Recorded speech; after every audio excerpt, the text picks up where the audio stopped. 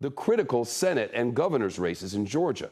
And according to new polling from AARP, voters in both parties may be willing to split their votes. Look at this. The Republican governor, Brian Kemp, is leading his Democratic challenger, Stacey Abrams, 52% to 45%. But that's reversed in the Senate race. The Democratic Senator, Raphael Warnock, is up 50 to 47 over the Republican former football star, Herschel Walker. Greg Bluestein joins us now. Sorry, Greg. Political reporter for the Atlanta Journal-Constitution. You heard from voters and reported on this. Is this more about Herschel Walker? Is it about the party? What is it?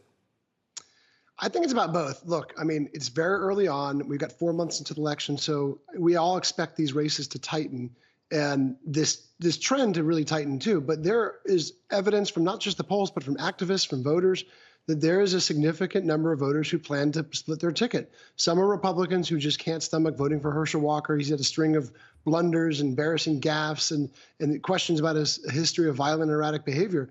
And some are Democrats who say that they're comfortable with Governor Brian Kemp, the Republican incumbent, as the leader of the state. They might not like him on all the issues, but they feel like he's been a good steward of the economy and a good leader. So we're hearing from voters from both sides.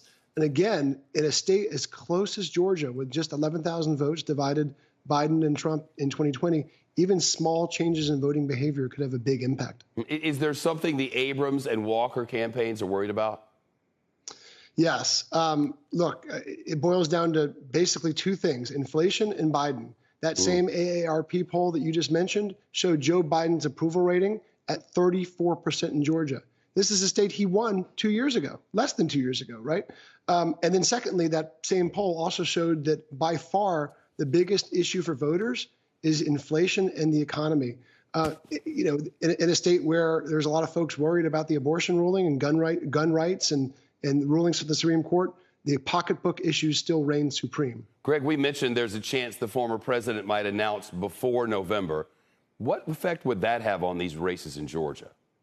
You know, Georgia might be iconoclastic in this regard, in that Trump was rebuked in so many of our big races here in the primary and the runoff. A lot of his favorite candidates lost those elections. So Republicans kind of stood up and rallied against him in that length. And that AARP poll also kind of reinforces that.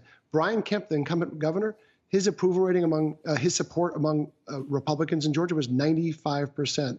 So I'm not sure what effect that would be, but it looks like the GOP civil war in Georgia is over for now. Greg Bluestein from the Atlanta Journal-Constitution. Thank you.